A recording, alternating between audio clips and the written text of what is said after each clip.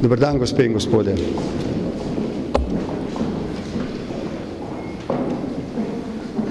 Obstajata dva razloga, zakaj smo se na moje povabilo zbrali predsedniki vseh ustanov politične države. Predsednik države, predsednik državnega zbora, predsednik vlade in predsednik državnega sveta. Prvi razlog je dejstvo, da smo v zadnjih 2 letih imeli prav vse mogoče volitve. Predsedniške, volitve v državni svet, volitve v državni zbor, volitve v Evropski parlament in lokalne volitve. V manj kot 2 letih imamo zdaj tudi tretjo vlado. Hočem reči, da smo imeli v zadnjih 2 letih precejšnjo obdobje precejšnje politične nestabilnosti. In da se zdaj v naslednjih 3 letih obeta možnost, da politično stabilnost nadgradimo z sodelovanjem, ki bo omogočilo, da začeta gospodarska ugodna gibanja naredimo trajna. In to je drugi razlog. Vse nas preveva spoznanje, da brez sodelovanja med institucijami, sodelovanja med vlado in opozicijo, sodelovanja z socialnimi partnerji, sodelovanja vseh deležnikov v sprejemanju političnih odločitev, zlasti tistih, ki zadevajo široko politično podporo, da v odsotnosti tega uspehov ne bo. Slovenija ima možnost, da v naslednjem obdobju dokončno premaga krizo. Predsedniki, ki smo se danes srečali, soglašamo, da ne smemo zamuditi te priložnosti in da sporočamo vsem, ki jih predstavljamo in vodimo, da smo po naših najboljših močeh pripravljeni storiti vse, da bo v dialogu na dovolj premišljen, preudaren, a tudi odločen način storjeno vse v naslednjem obdobju v letih 2015, 16 in 17, da se Slovenija dokončno izkoplje iz krize in da bo njeno gospodarsko, socialno in družbeno okrevanje trajne. Kaj smo se tako ali drugače dogovorili, sklenili ali pa rekli, da si bomo prizadevali? Recimo, da razdelimo naš pogovor v 3 sklope. Prvi je zadeval ustavne spremembe, drugi spravna dejanja in tretji pripravo deklaracije oziroma kasneje strategije zunanje politike. Predsednik vlade pa nas je, to bo sam potem storil, kolikor bo menil, da je potrebno, obvestil o njegovih načrtih za nekatere strukturne reforme v tem obdobju, ki sem ga omenil. Najprej pojdimo k prvi temi, to je ustavnim spremembam. Soglašali smo, da je potrebno proučiti in se tudi prizadevati za ustavno spremembo, ki zadeva imenovanje vlade.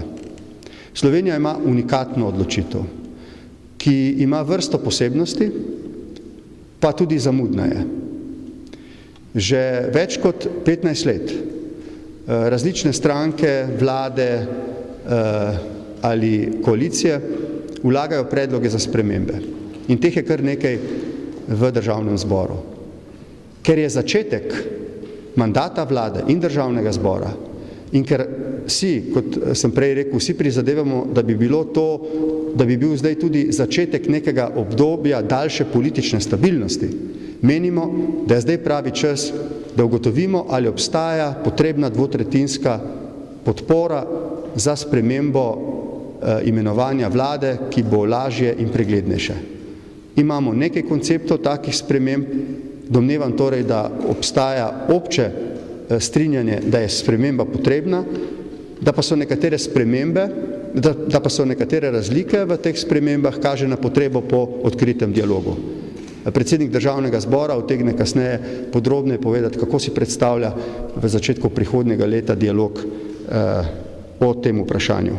Prav tako smo se seznanili z napori predsednika vlade in vlade, da poskuša dogovoriti vsebino izvedbenega zakona o fiskalnem pravilu.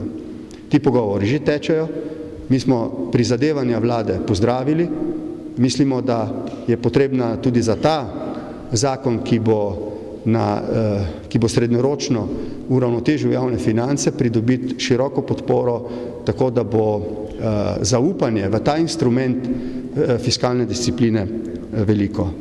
Prav tako smo se strinjali, da se v okviru posvetovanj predsednika Državnega zbora z vodji poslanskih skupin ugotovi, ali je mogoče narediti napredek pri zakonu o referendumu in ljudski iniciativi, kot veste, tudi zaradi sprememb, ki smo jih bili dogovorili v letu 2013, tak zakon oziroma spremembe zakona potrebujemo in menimo, da je zdaj pravi čas, ko smo na začetku nekega mandata in, kot sem rekel, obdobja stabilnosti in odločnega, preudarnega ukrepanja, da se tudi o tem posvetujemo. Predsednik Državnega sveta je predlagal, da se skupaj z Državnim zborom posvetujejo o možnosti uvedbe instituta tako imenovanega ponovnega odločanja.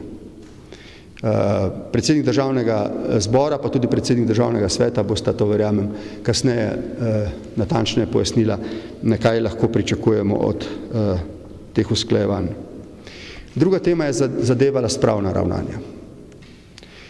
To, kar vsaj jaz zase imenujem okrevanje družbe in države, ne pomeni samo gospodarskega okrevanja v ožjem smislu. Tudi ne samo socialnega okrevanja in večje materialne blaginje ljudi, ampak tudi eno atmosfero strpnosti in sodelovanja, če želite sprave in pomiritve, kar si po vseh teh letih, ne nazadnje vsi, ne glede na to, kakšna prepričanja živimo, tudi zaslužimo. V tem smislu smo danes podprli prizadevanja za postavitev spomenika na Kongresnem trgu, ki ga predvideva pred leti sprejet zakon. To je spomenik, na katerem bi bil znan Župančičev citat: domovina je ena, nam vsem dodeljena, in eno življenje in ena smrt. S čimer bi na simbolni ravni slovenska država postavila spomenik vsem žrtvam vojn. Prav tako se nam zdijo zelo pomembna prizadevanja, ki jih zdaj lahko vnovič vidimo, da se na primeren način, na dostojen način pokoplje žrtve, da se izdajo mrliški listi in da se opravijo vse tiste druge dejavnosti, ki jih opravi neka civilizirana, med seboj pomirjena družba, kar Slovenija je in želi biti. Prav tako se nam zdi pomembno, da smo se dogovorili, da bomo 8. aprila prihodnje leto obeležili četrt stoletja prvih demokratičnih volitev v Sloveniji. Kot veste, brez takega dogovora, take državne obeležitve ne bi bilo, saj mi praznika ali dneva, ki bi temu namenil posebno pozornost, v koledarju nimamo.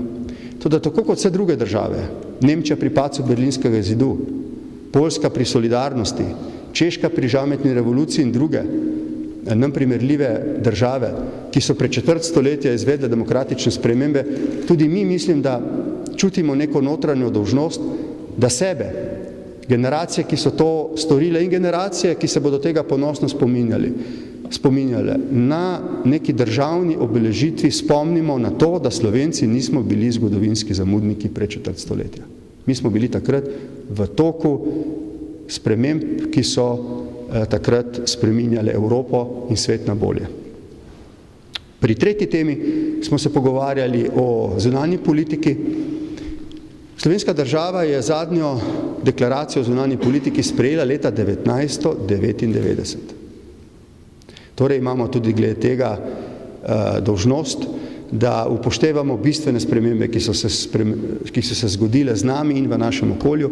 Postali smo člani Evropske unije, člani zveze z NATO, vstopili smo v Evropsko cono. Evropska unija se je spremenila, način tematiziranja zunanje politike se spreminja.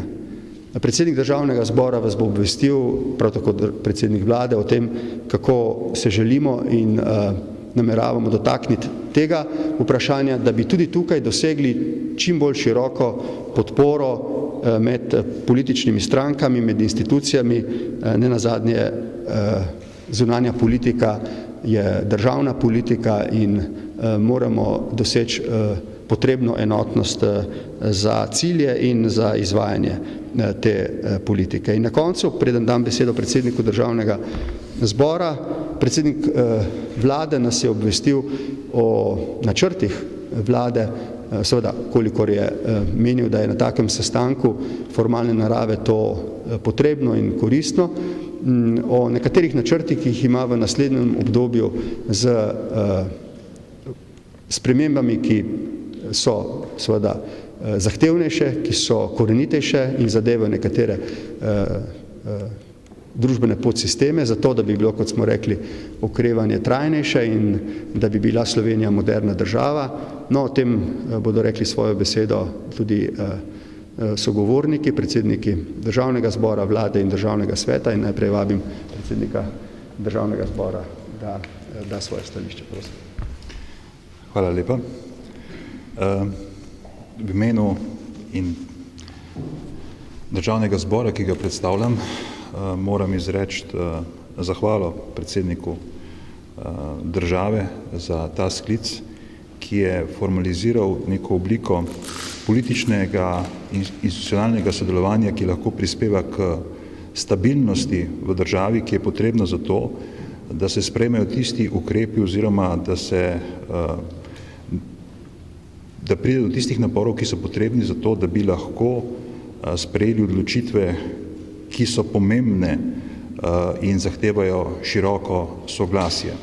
Bodi si, da govorimo o ustavnih spremembah, bodi si, da govorimo o potrebi po preseganju zgolj glasov pozicije znotraj parlamenta, torej gre tudi za takšne odločitve, ki zahtevajo koordinacijo med posameznimi vejami izvršne in zakonodajne veje oblasti.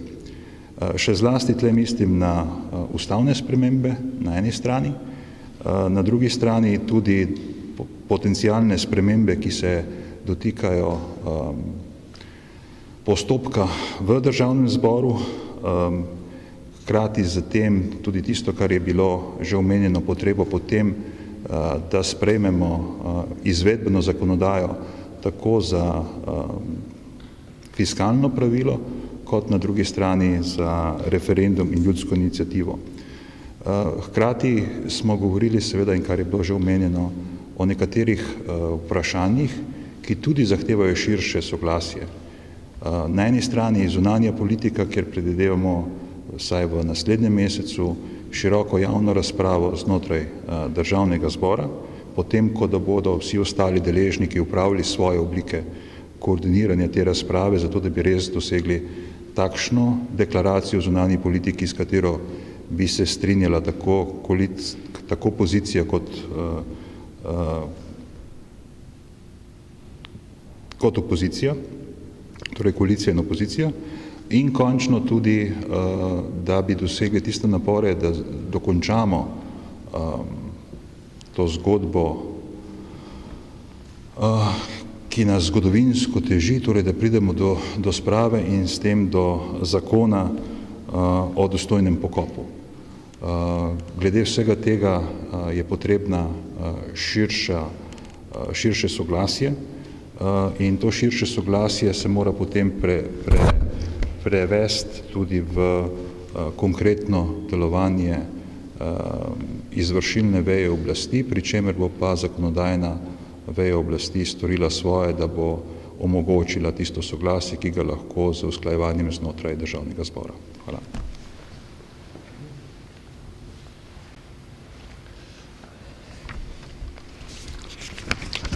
Spoštovani, lepo pozdravljeni.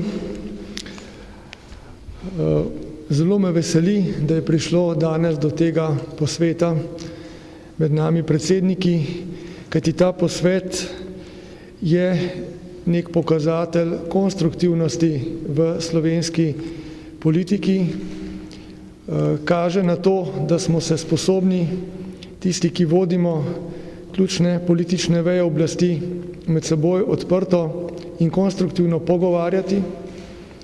In nenazadnje ta naš posvet izraža tudi podporo vladi, njenim usmeritvam, naporom, ki jih ta hip vlagamo v to, da bi v tem obdobju, ki je pred nami, našli čim prej pot iz krize in Slovenijo normalizirali.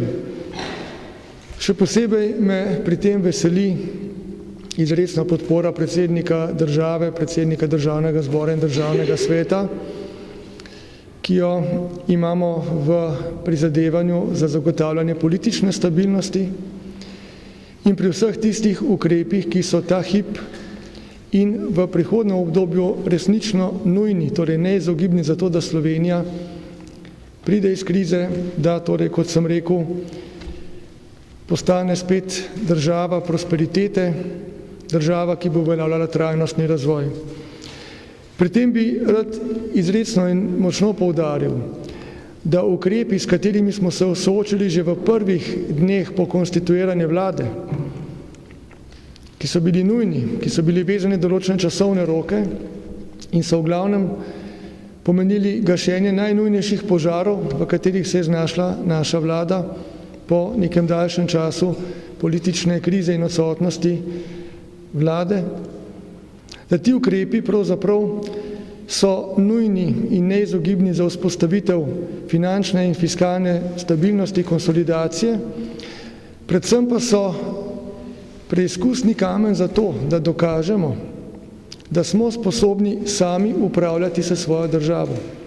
Kajti, če ne bomo zdaj končno uredili svojih javnih financ, vzpostavili uravnoteženosti teh financ na srednji in dolgi rok, vzpostavili učinkovite javne in državne uprave, omogočili vsega tistega, za kar smo se zavezali v koalicijskem sporazumu, od reform v gospodarstvu in v socialni sferi in drugod. Če vsega tega ne uresničimo, potem seveda Slovenija ne bo mogla samostojno voditi svoje države, svojih politik, svojih državljanov. In jaz mislim, da je zato tako pomembno, da vse te reformne in druge napore zdaj vsi skupaj skozi socialni dialog podpremo, jih vsi skupaj vložimo v ta projekt, ki je pred nami, zaradi nas samih, ne zaradi Bruslja ali nekih višjih instanc.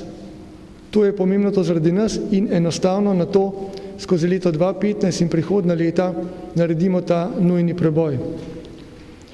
Pri tem je zelo pomembno, kot je bilo omenjeno, in s tem se tudi vsi predsedniki strinjamo, biti konstruktiven tudi v smislu sodelovanja med koalicijo in opozicijo.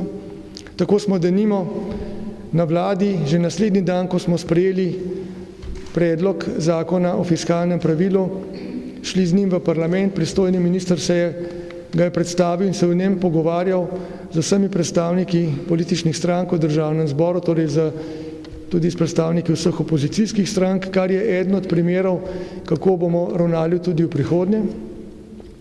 In tako pri tem, kot pri drugih zakonih, ne samo tistih, za katere potrebujemo dvotretjinsko večino in ki bi že morali biti sprejeti zdavnaj, pa niso bili, kot je denimo zakon o fiskalnem pravilu, zakon o referendumu, si bomo prizadevali, da najdemo čim močnejši konsens in čim boljše rešitve za Slovenijo, seveda v skladu z vsemi pravnimi in drugimi zavezami, ki nas vežejo. Glede projektov, ki jih seveda načrtujemo v prihodnje, me prav tako veseli podpora predsednika države in ostalih predsednikov, torej predsednika Državnega zbora in Državnega sveta, kajti zavedamo se, da moramo temeljito nadgraditi obstoječi sistem, tako na področju infrastrukture, na področju energetike, na področju zdravstva, sociale, seveda predvsem tudi gospodarstva, kjer je nujno potrebno omogočiti procese prestrukturiranja in druge procese, ki bodo omogočile stabilno in predvidljivo poslovno okolje, in med te procese seveda sodijo tudi ukrepi, kot so recimo sprostitev administrativnih ovir, privabljanje, nadaljnje privabljanje neposrednih investicij in podobno. Vsega tega se počasi loteva že tudi ta vlada, čeprav ni imela na voljo običajnih 100 dni, da reši vsaj najnujnejše zadeve. Prvi ukrepi so že na poti. Pred nekaj dnevi smo sporočili javnosti, da smo pričeli z nadgradnjo programa ukrepov zoper sivo ekonomijo. Vzpostavili smo komisijo, ki se bo končno po vseh teh letih soočila z vprašanjem, kam se je odlil ves ta kapital oziroma ves ta denar, kaj je s temi davčnimi oazami, kdo je na nezakonit ali drugače nepravilen način pretakal denar tja v tujino ali kamorkoli, kamor ga ne bi smel.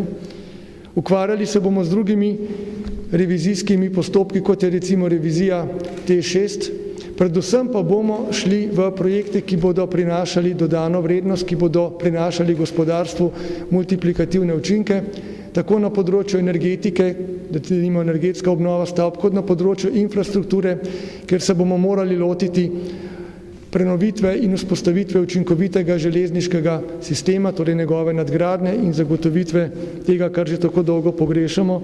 In potem je tu reforma zdravstva, potem je tu cel sklop racionalizacij v širši javni upravi in o vsem tem bo veliko govora, predvsem pa veliko tudi dejanj v prihodnje. Kar se tiče zelo pomembne tematike, to je postavitve spomenika na Kongresnem trgu, o čemer je govoril predsednik republike, bi samo rekel, da se seveda tudi sam zavzemam za obeležje, to vrstno obeležje, ki naj bo v opomin vsem nam, da se ne ponovijo takšne negativnosti iz preteklosti in naj bo hkrati tudi to spomin na vse žrtve vojn in z vojnami povezane žrtve. Kar zadeva